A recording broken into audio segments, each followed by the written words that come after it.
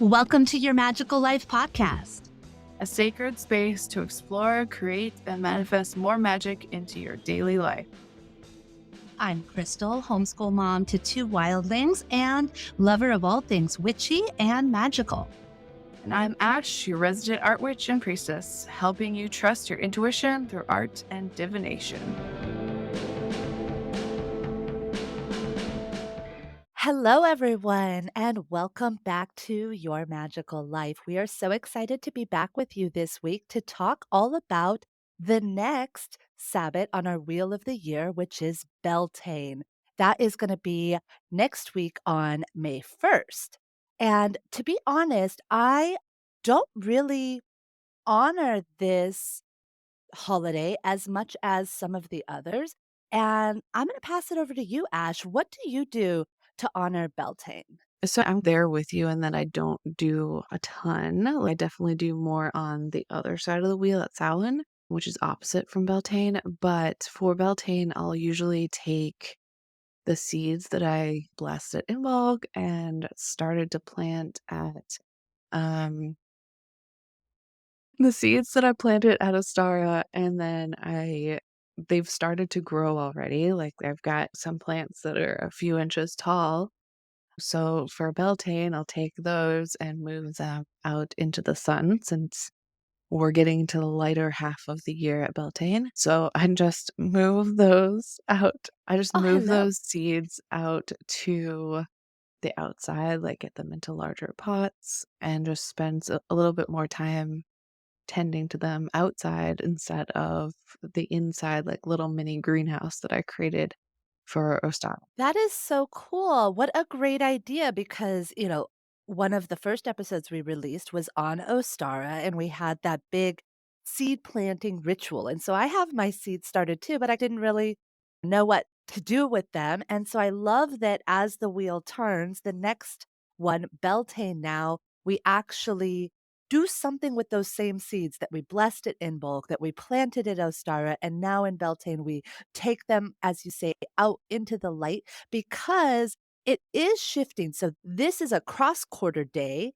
that is right between Ostara and Letha, the summer solstice. And so it really is marking that turn towards summer. I know we're still really in spring, but it is the lengthening of the days and celebration of the sun. Flowers are huge. I know that it's often called May Day, and you'll see a lot of flowers and hair and decorations and all over the place.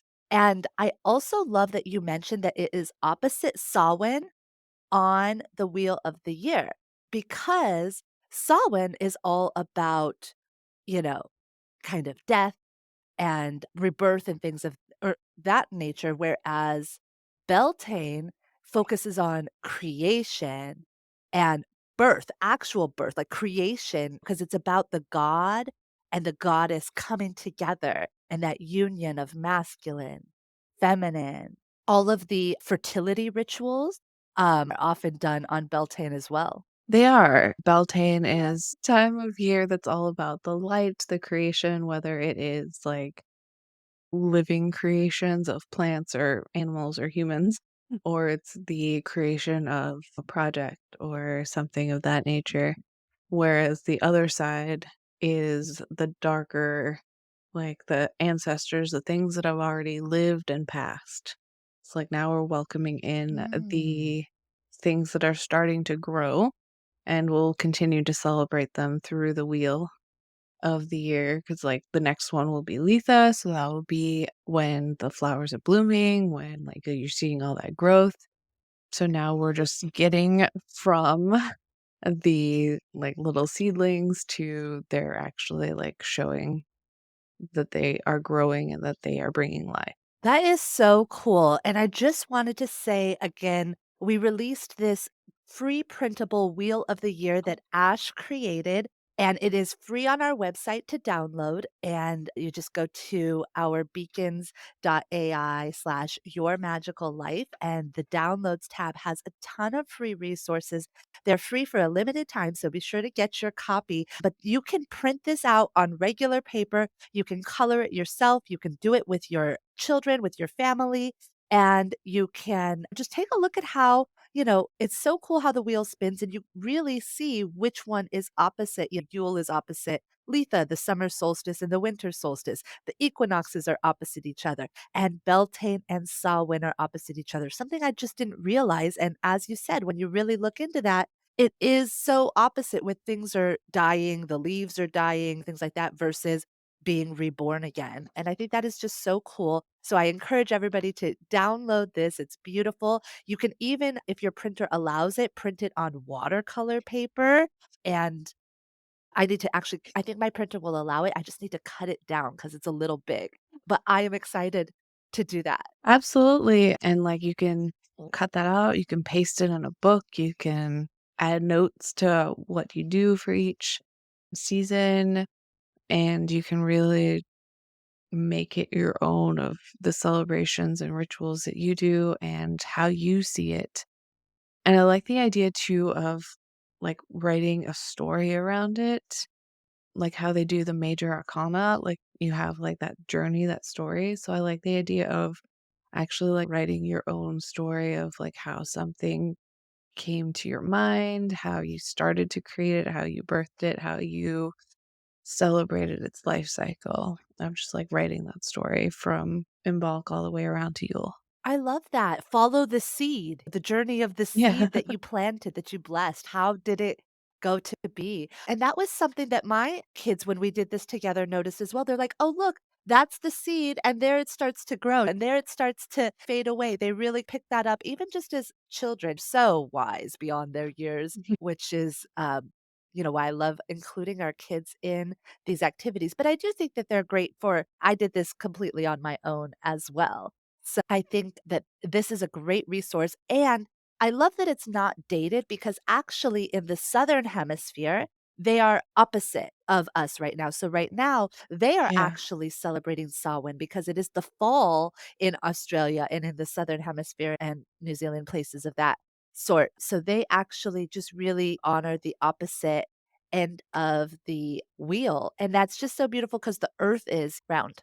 Just has that balance of both sides, left and right, dark and light. Right. Has that balance, just like everything in nature has. Yeah. And exactly. And then I love that they're, the four cardinal directions like northeast, southwest, you have four, but then the cross quarter days are what are interesting as well. And this is one of those cross quarter days. Yeah. And it's a celebration all about that birth, that new life. So people celebrate with big bonfires to cleanse out what's no longer working and to welcome in that new space once you've cleansed it out. I love that. Yeah. There's a big thing. I think the United Kingdom, they light the Beltane fires. Like it's a whole big ritual of lighting the fires. And I think it's that, like, it's a symbol of, like you said, the light is cleansing it, cleansing this darkness, this dark time that we've had, and also sparking that fertility. I know people like dance over the fire and things of that sort to cleanse themselves and prepare themselves for creation. Yeah. Yeah. I like that. The cleansing, the dark half of the year, now that we're into times when we have more daylight than we do have nighttime. And over in that area and like in the Welsh traditions of witchcraft, it's actually called Callan Mai, which Callan means the first of, and then Mai means May. So translates the first of May. But it's a That's so similar thing cool. in that it's fire rituals and like welcoming in the birth of plants and animals and all of that. I love that. Yes, it's big in the Avalonian tradition as well. Mm. And you had a wonderful book. We'll link it in the resources. What was it called, Ash? The I have Welsh. a whole stack of books here. So we'll start with this one. which is called Welsh Witchcraft by Mara Starling, and I just lost my page. That's okay. But this is a great one all about the spirits, lore, and magic of Wales. And I Awesome. really liked this book because my original last name was Welsh. And so anything that's Welsh, I'm like, hey, that's me. Even though it's not, because this is Wales Welsh, but that's okay. So there's a lot of cool stuff in here about Calamai and all the pieces of that Wheel of the Year and the traditions of that culture. And if you want me to keep going with books, I can. That's so cool. Yeah, why don't we do the books right now? Why don't we do a little book Okay. show and tell? Okay. Perfect. So Welsh witchcraft, you'll find all about Calanmai in Avalon Within. It's the Avalonian tradition, so like the Arthurian legends, all of that sort, and like the Glastonbury area where you can find like Chalice Wells and the Tor, Glastonbury Tor, and all of that.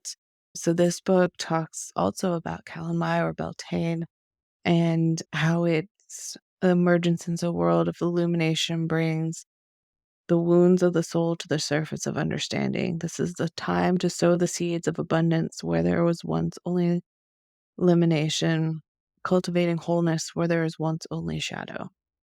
So I really like the writing in this one. Very cool. Yeah. Two of the ones that I have are based on the years. I don't have 2023, but it still offers plenty of good information.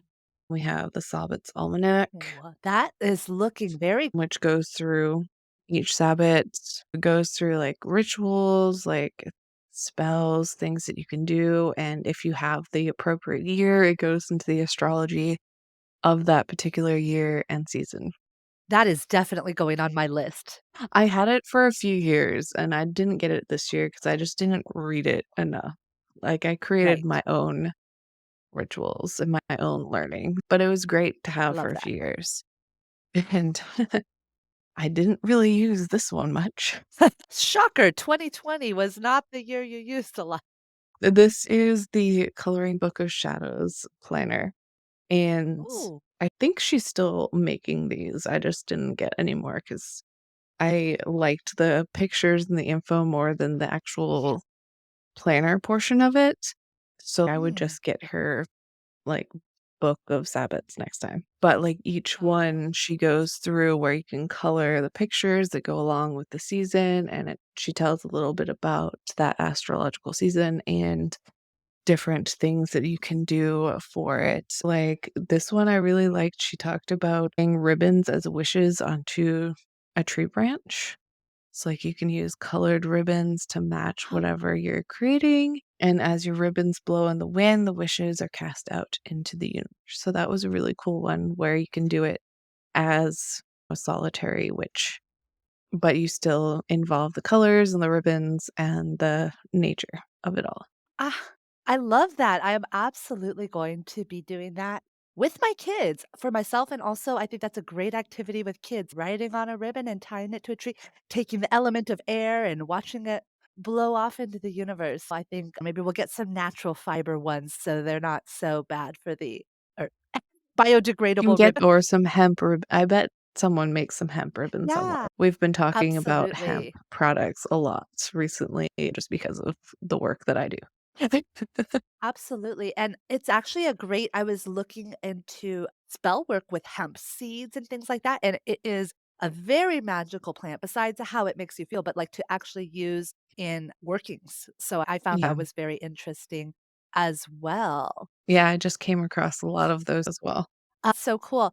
Another thing I was gonna note when you were talking about the planner is that Beltane, yes, we say it's May 1st now that we're in the calendar age of dates and planners, but back in the day, the lunar observance, the solar is the calendar observance.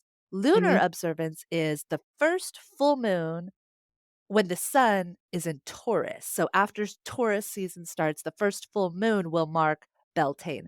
And so Yes. again, there is a range of dates that people can celebrate. So if you are catching this episode, a little bit after Beltane, you can still do the rituals. If you don't have time, the weather doesn't cooperate, you're busy on May 1st, you could do it. the day before, the day after. The whole week probably has the energy of moving from spring towards summer. So you can absolutely capitalize on this energy, do your practices when they are convenient for you. Exactly, and even if you're listening to this not even anywhere close to Beltane, you can take pieces of it, like, you can tie a wish in a ribbon onto a tree branch any time of the year. Yeah, speaking of ribbons, something that is very associated with Beltane and May Day is the Maypole. So even if people haven't heard of Beltane, they've probably seen the Maypole where people dance around with ribbons and make the fancy patterns and things of that sort.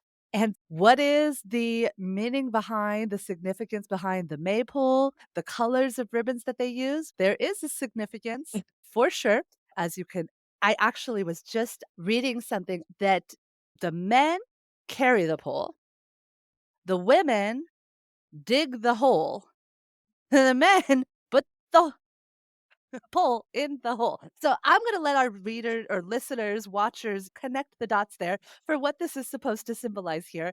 But also, I found interesting, I just read as well, that the colors of the ribbons traditionally were white and red. And I know white and red are so significant in magic, but I didn't really know why. Like, why would it not be black and white? I always wondered. But it and red are actually that union of divine masculine, divine feminine. So Mhm. the red symbolizes the women's menstrual blood, the white symbolizes the man's semen. And that union, that blending of it is that divine creation, divine masculine, divine feminine, and that blending of it. And this, back in the old days, this was a ritual that really honored the union of the god and the goddess and that divine union between them. But as we talked about, it is definitely about fertility, about birth, motherhood. If you are trying to get on that journey, Beltane is a wonderful time to utilize that fertility energy, absolutely. But fertility, again, is not just about baby making, human baby making. It could be plants, it can be new creative projects, ideas, activities, flowers. And it does also animals, the bees, pollinating the flowers, the butterfly life cycle with metamorphosis, lambs, all the baby animals that are at that time. I wanted to talk about strawberries too. Strawberries are such a beautiful symbol of spring, of spring. That's when strawberries come. And Venus, the goddess Aphrodite, also Frigga, which is a Norse goddess, and Freya. They're all associated with strawberries and also with this turning towards spring. It is also a big symbol in Native American cultures and traditions as well, the strawberry symbolizing um, love and moving towards spring as well. Do you put the strawberries out as offerings or just how would you use strawberries? I haven't done this, but I have been wanting to grow strawberries, so I suppose what I would do is have that as, like, one of the plants that I grow throughout the season, and I might put a strawberry, like, on my altar or something like that as a specific offering, and then when appropriate so that you aren't, attracting ants into your house, I would take it outside and put it someplace in the earth where one of the dogs wouldn't actually eat it, but just put it out there. Like I have a special tree that's way out of their running zone. So I would go take it out there and put it at the base of the tree or something like that as the offering when it was no longer good to be on my indoor altar. I love that. That's a great idea. And also, strawberries are very easy to propagate. They have all their seeds on the outside. So you can really just take a slice of it and plant it, and you've got all these seeds. Yeah. Yeah, so you definitely wanna make sure you take into account where you leave your offering outside. If you Oh, want to risk having strawberry plants growing right there or not. yes, exactly. Don't just throw it um, randomly in a middle of your walkway. Good point. Very good point. I was going to mention hair braiding too. So, just like the maypole weaving of the masculine and the feminine and that divine union, A lot of people will do little braids in their hair on the 1st of May or big braids, any braid. So that's just a really easy way. Like if you're not, fully out of the broom closet or whatever and be like, everybody come to my house for a bonfire. We're going to dance a fertility ritual, guys. If you're not there yet, it's okay. You could just plant some strawberries, braid your hair, and call it a good day. Yeah. And for those of us with unbraidable hair, you could always braid some ribbons together and make yourself a bracelet or something. Good point. Thank you. I would look really ridiculous at this point trying to braid this. That's so funny. One more thing I was going to say about fire, since I feel like fire is very prevalent in a lot of the, All of them. is it all of them? It really is. But this is a big fire holiday. Beltane fires. I mean, they're got a huge significance for the light, bringing the light. But we had talked about on Ostara how Christianity, when it came about, most people were pagans. And to get the Christian or to get people to follow Christianity, they had to adopt some of the traditions, make them palatable to the people. Oh, this is like your holiday, but we're going to change it a little bit to make it honor Jesus or whatever Christian thing they're trying to do. And interestingly, we had Easter and Ostara. We have Christmas and Yule. So those are the well-known ones. And I was like, I'm not sure. I wanted to do a little bit of research. I love doing this podcast because some things I can talk about with my eyes closed in my sleep, like tarot. But some things like Beltane, I don't celebrate. And so this is a chance for me to go research, and I love it. So I found out that the priests, they so this is called the Feast of Finding the Holy Cross. And priests would conduct it outside around about bonfire to bless the land. So again, they're using the pagan traditions of a bonfire, but then saying, oh, we're going to call this something else. It's not Beltane anymore, which is bright fire if you translate it from the Gaelic. It is now Finding the Holy Cross Day. Okay, is the Holy Cross the same as the Holy Grail, or am I thinking of two totally different things? Two totally different things. Okay. I think. I am pretty sure. Yeah, the Holy Grail is definitely something more steeped in the Arthurian legend or all that and not Christian, not religious necessarily. And then the Holy Cross is the one that Jesus was crucified on.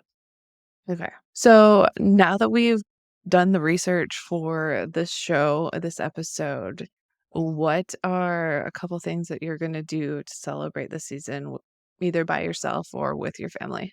Yeah, I loved learning about it. And I think that two of the things that I really want to do with my kids this Beltane is a simmer pot and honey cake. Okay, so get this. So honey is very big around this holiday, the sweetness and things of that sort as well.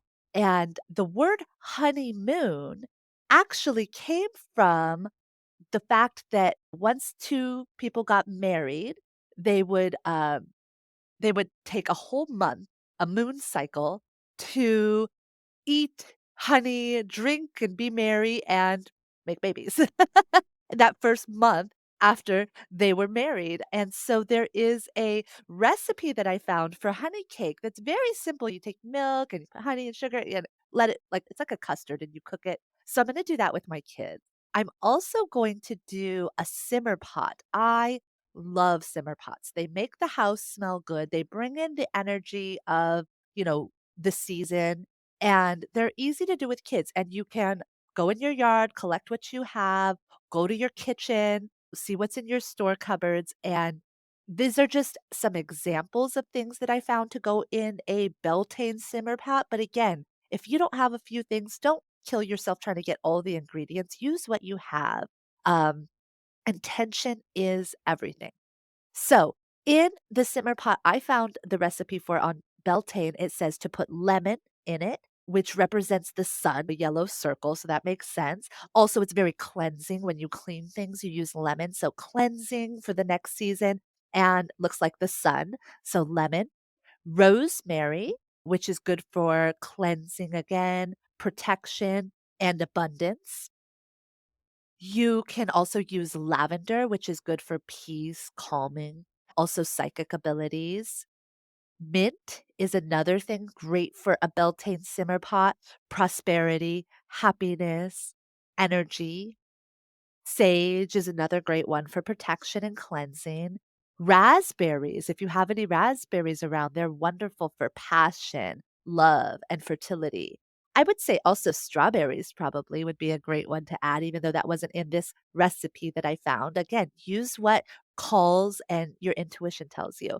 Um, this also recipe had carnations, although to me, I would use rose. That's what we have, rose petals for passion, love, protection. But if you have carnations, go for it. Yellow flowers, any kind of yellow flowers, daisies or dandelions, even. Yellow flowers are all about happiness, joy, and another symbol of the sun. And don't forget cinnamon. I add cinnamon to all my simmer pots. It smells great and luck and abundance. Who doesn't want luck and abundance at any time of the year? And again, doesn't this simmer pot, it sounds like it will smell delicious.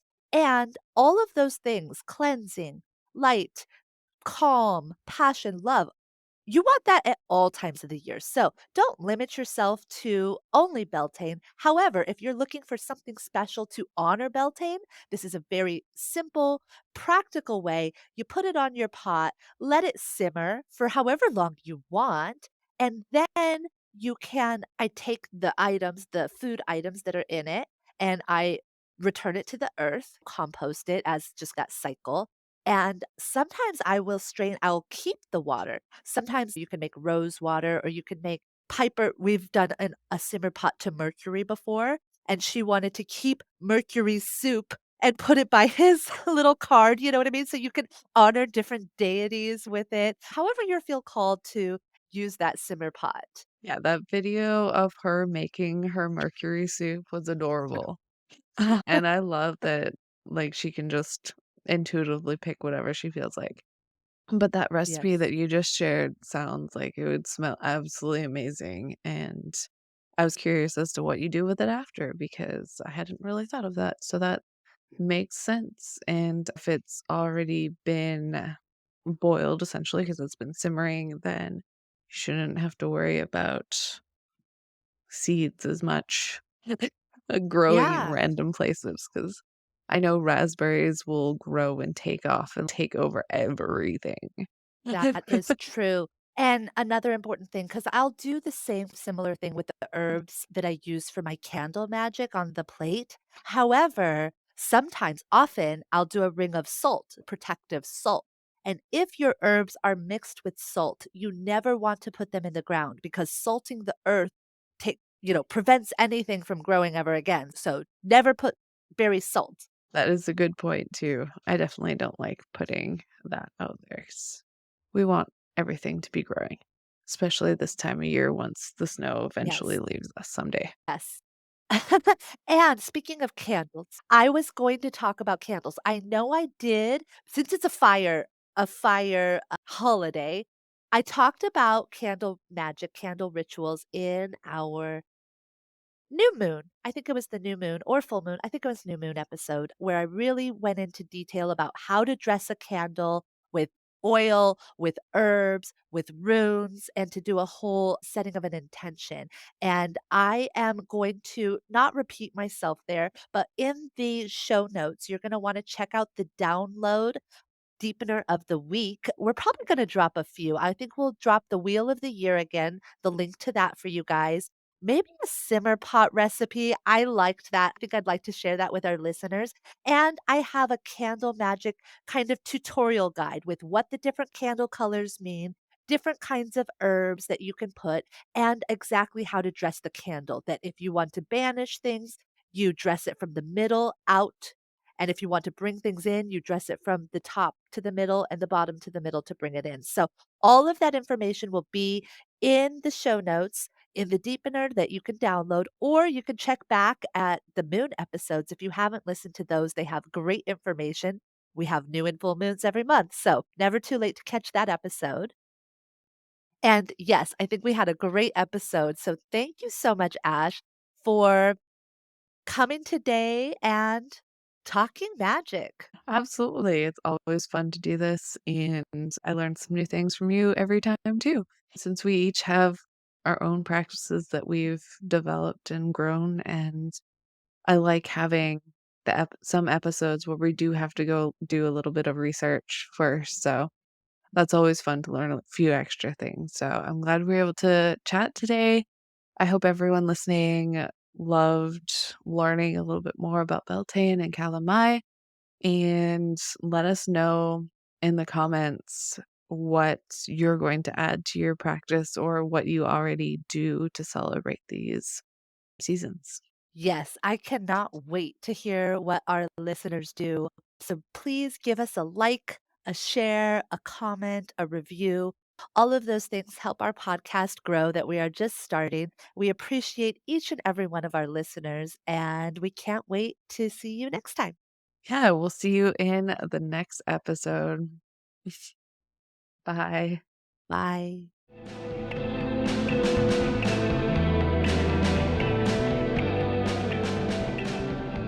Thanks so much for tuning in to this episode of Your Magical Life.